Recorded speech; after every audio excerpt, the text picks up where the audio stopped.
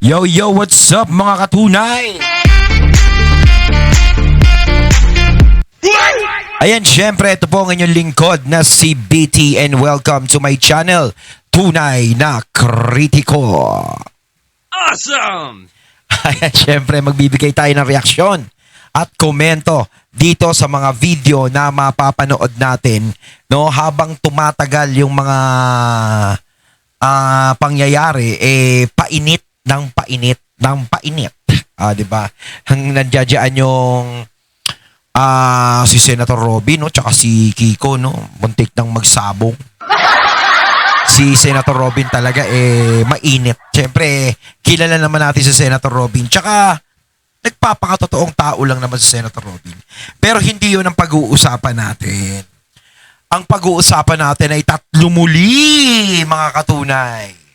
Awesome! Ito yung unang-una nating pag-uusapan. Si Sen Soto sa tampo ni Senator Bato. Hindi ko alam na darating siya. Ayun yung sabi ni Tito Sen. At etong isa naman ay tiwala sa Senado. Ayan, no, may tiwala sa Senado si Attorney Harry Roque na may malaking kumpiyansya siya sa pagiging patas ng Senado sa oras na gumulong ang impeachment complaint laban kay BP Sara Duterte. Siyempre, alam naman natin na nagpalit ng liderato ang Senado. Ayan ang hihintayin natin dyan. No, sana nga maging patas, no, maging maayos. Pero ramdam naman natin siguro yan. 'Di ba? At ito yung pangatlo naman nating pag-uusapan. Ito talaga yung pinaka-main. Ayan, si Lacson nabulaga. Sa hindi inaasahang pangyayari, no? Nabulaga siya, no? Medyo nagkaroon siya ng mga himutok sa sarili niya. Siyempre, sarap na ng buhay mo sa Blue Ribbon, no? Tapos biglang,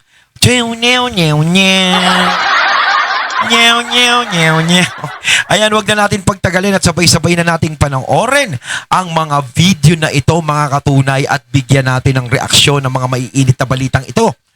Pasok! Lang kami SP, kasi Senator Bato de la Rosa said masama loob sa inyo, he feels betrayed sa nangyari na parang inalaw daw na mukhang may planong ipa-aresto siya kahapon. And that was under your leadership, SP.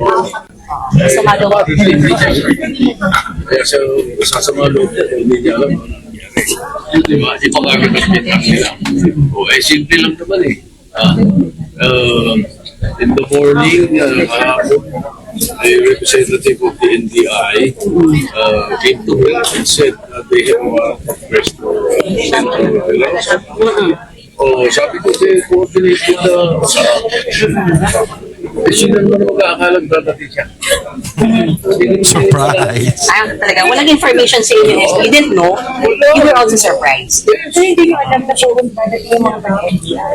Hindi, alam ko meron silang warrant out. So I didn't know that Senator Rosa is coming. Yung warrant out sila later. Do you plan to apologize si Sen Bato kasi masama daw ang loob sa inyo? Ang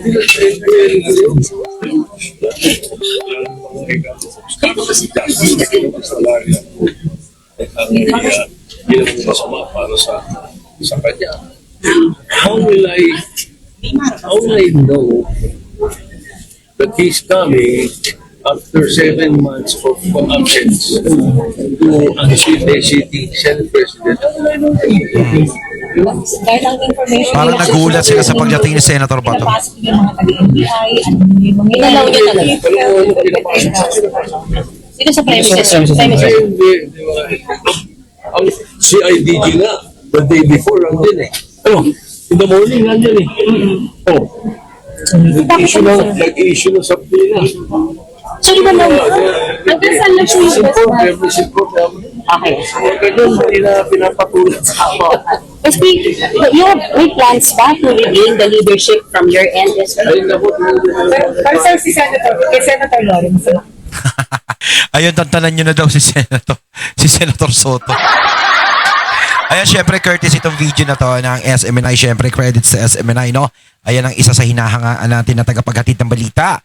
Ayan, no, sinagot ni Senator ni Tito Sen, no, yung tungkol sa kung sa tampo ni Senator Bato sa kanya dahil alam natin na merong konti ba natampo si Senator Bato kay Tito Sen dahil parang ang inaano ni Senator Bato na parang pinayagan ni Tito Sen na makapasok ang mga NBI, yan sila Trillanes dyan sa Senado. Pero swerte pa rin naman si Senator Bato dahil nagkaroon ng pagpapalit ng liderato ng mga panahon na yon. Kaya kung si Tito Sen siguro ang Senate President pa rin noon, malamang ko, huli ka. Ayun ang mangyayari. No, pero sinasabi naman ni Tito Sen dito na kinausap siya na ganyan para magse-serve ng warrant. Tapos nagulat na lang sila na biglang dumating si Senator Bato. So sa hindi nila inaasahan talaga, no. Syempre, ang inaasahan nila parang may posibilidad na manalo yung majority nung nakaraan eh. 'Di ba? Mananalo sila kasi alam naman natin ano. Kaso nga lang ang problema is biglang dumating si Senator Bato kaya naging 13 sila. Yun din ang hindi nila inaasahan na biglang mananalo yung minority. Oh, ang minority na ngayon ay majority na. Oh, kaya ngayon hindi. Kaya sinabi niya is hindi niya naman alam na darating si Senator Bato. Kumbaga parang sinasabi dito parang coincidence lang. No? Na nagsabi yung NBI diyan na pupunta kami diyan sa Senado, ganto ganyan. Tapos nagulat sila, hala, dumating si Senator Bato rito. Saktong-saktong pagkakasabi sa akin. Pero sana siguro, no, ang inaano siguro ni Senator Bato, sana binigyan mo man lang ako ng tip. Pero, totoo yun. Sana nag-tip ka man lang na may pupuntang mga NBI dyan. Kasi talagang, sa tingin ko, yung pagtakbo ni Senator Batong yun, parang kahit siya nagulat dahil talagang ang bilis ng takbo ni Senator Bato. Kasi kung expected mo na may mga nag-aabang sa yung NBI noong mga panahon na yon, is alam mo, talagang iiwas ka kung nasaan sila. Pero hindi nakaiwas si Senator Bato. Talagang kahit si Senator Bato ay nabulaga sa NBI tapos ang Senado nabulaga kay Senator Bato. Ayun. Kumbaga dito para sinasabi ni Tito Sen na wala parang labas siya din sa usapan na yan kasi wala naman siyang alam, no? Na hindi niya naman alam kung papasok si Senator Bato, no? Pero nakatala sa isip ni Senator Bato na para siyang pinagkanulo. Ayun ang malungkot doon. Kumbaga kayo-kayo ang magkakasama, imbis na kayo-kayo ang magtanggol sa isa't isa, kayo-kayo pa yung naglalaglagan. Yun yung masakit doon kay Senator Bato. Ito yung pangalawa nating pag-uusapan kay Attorney Harry Roque. Ayan na may tiwala siya ngayon sa bagong liderato ng Senado. Aba, kayo mga katunay, may tiwala ba kayo ngayon sa bagong liderato ng Senado? Kung darating yung impeachment ni VP Sara? O panoorin natin to. Tingin ko, bagamat ang ninanais talaga nila ay matanggal si Inday Sara Duterte, itong bagong liderato ay garansyado na hindi talaga matatanggal sa posisyon si VP Sara. Alam nyo, inaasahan natin na ngayong independiente ang ating mga senador na mamumuno dyan sa impeachment complaint na yan, meron naman tayong kumpiyansa na magiging patas ang laban ni Inday Sara dyan. Naniniwala tayo na hindi papayag ang Senado na magamit ang impeachment para lamang sirain ang mga kalaban sa politika gaya ni VP Sara. At maniniwala rin ako na dahil nga patas ang mga liderato natin ngayon sa Senado, hindi rin sila papayag na ang ebidensya na hindi kasama sa original na impeachment complaint ay magiging subject ng paglilitis sa Senado. No? So tingin ko, bagamat ang ninanais talaga nila ay matanggal si Inday Sara Duterte, itong bagong liderato ay garansyado na hindi talaga matatanggal sa posisyon si VP Sara. Yan yan yung sinabi ni Senator, ba't puro ko Senator? Ayan yan yung sinabi ni Attorney Harry Roque. Kasi parang siguro kaya sinasabi ko Senator, no? Parang bagay naman maging Senator si Attorney Harry. Ayan, kumbaga yung sinasabi ni Attorney Harry dito is parang safe na yung impeachment ni VP Sara dahil alam natin parang mga tropa pips niya yung mga nandiyadyaan, no, sa Senado, yung mga nasa liderato, yung mga mas lamang yung mga katyokaran ni VP Sara. Pero para sa akin syempre, kumbaga wag pa rin tayong magpapakampante. Diba? Kumbaga, hindi pa kasi tapos ang ball game niyan eh. Meron yung mga kalaban yan, gagawa't gagawa pa ng paraan yan. No, kumbaga,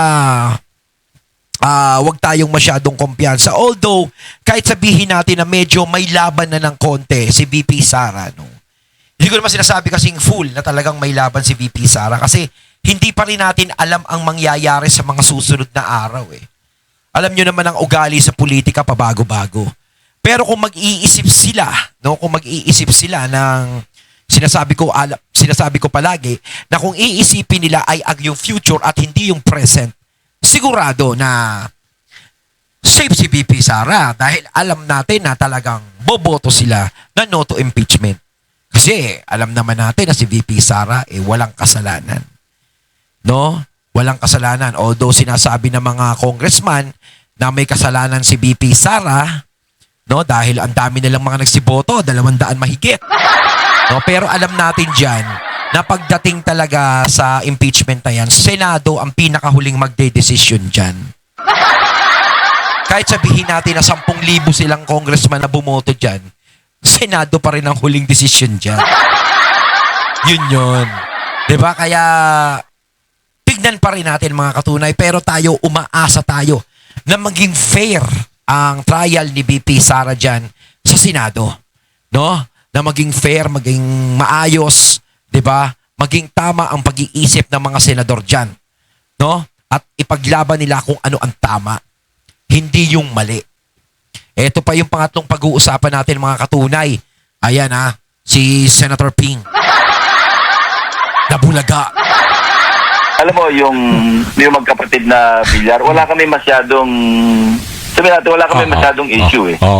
Sabihin natin si Senator Pia, wala kami masyadong issue. Kaya sentimiento namin, and I think I share, or my colleagues in the former majority na nasa minority ngayon, sinishare na yung sentiment ko na medyo mabigat lang sa dibdib namin na si Senator Loren na talagang original na kasama namin mula sa pool. Kaya nga nabulaga kami kasi alam mo, ako I admire Senator JB, Senator Sherwin.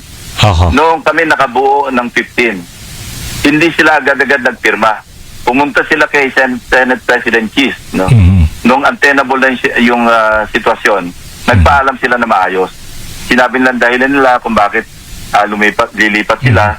This time around, hindi man lang nagpasabi si Senator Loren kay Senator Soto or maski sino sa amin na pasensya na kayo, may sarili akong ayaw niya yun lang masakit sa amin. So ganyan din ang sentimiento, I'm sure, ni former Senate President si Tito Sen. Kasi alam ko close sila eh. At akin, ina-express ko, posibleng hindi lang ma-express ni Senator Soto yung ina-express ko ngayon. Pero I can feel him na ganon ang kanyang sentimiento. Kasi mas close sila ni Senator Loren kaya nga sa amin. Hindi ko inaalis na bumoto siya sa kabila. Ang sa akin lang, ang sentimento lang, sana nakapagpasabi muna bago siya bumoto. Okay. Hindi yung nabulaga kami na wala ka na para sa amin. Ayun, kumbaga nagsisentimiento na si Laxi. Dahil nga parang biglang nag-over the backhood si Senator Loren, no, nang walang pasabi sa kanila. Samantalang dati okay naman, tapos ngayon biglang wala man lang pasabi ni Haniho na bigla siyang lilipat doon. Bakit pa siya magpapasabi? Syempre baka hindi niyo payagan. Para sa akin kasi, no, isa dito sa nakikita ko, siguro unang-unang katwiran natin dito is baka nararamdaman naman ni Senator Loren na hindi na nagiging maganda yung pamamalakad ng liderato itong nakaraan. 'Di ba? Pwedeng posibilidad na ganon.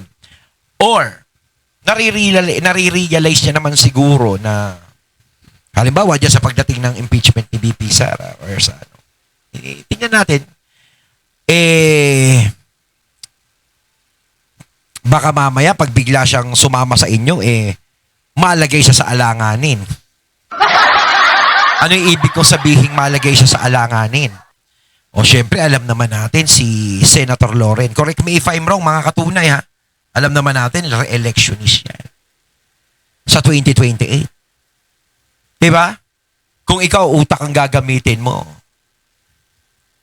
Kung saan ang tama. O doon na lang tayo sa tama. Kung saan ang tama, syempre doon ka. No? Or bakit ako kakampi sa mga taong alam nating kinamumuhian ng taong bayan? Pwedeng ganun pwedeng may ganung senaryo. Pero kung hindi ganun ang senaryo ni Senator Loren, okay lang. 'Di ba? Or meron talagang pang sarili si Senator Loren, kaya lumipat siya, no, kila Senator Alan, no? Kumbaga iniwan niya tong mga to. Kumbaga na kay Senator Loren, basta ang importante si Senator Loren ay talagang lumipat. Siguro, yun ilagay na lang natin sa siguro naisip na Senator Loren na ito yung tama. 'Di ba? Ito yung tama. So, hindi ko naman sinasabing mali sila, no? Yung mga iniwan niya, no? Parang ganun din yun. So eto, naghihumutok nga, hindi nila alam, walang pasabi. Kumbaga kahit papaano, nasaktan sila sa nangyari na pagtalikod sa kanila ni Senator Loren. Malay nyo, mag-usap-usap din kayo bandang huli.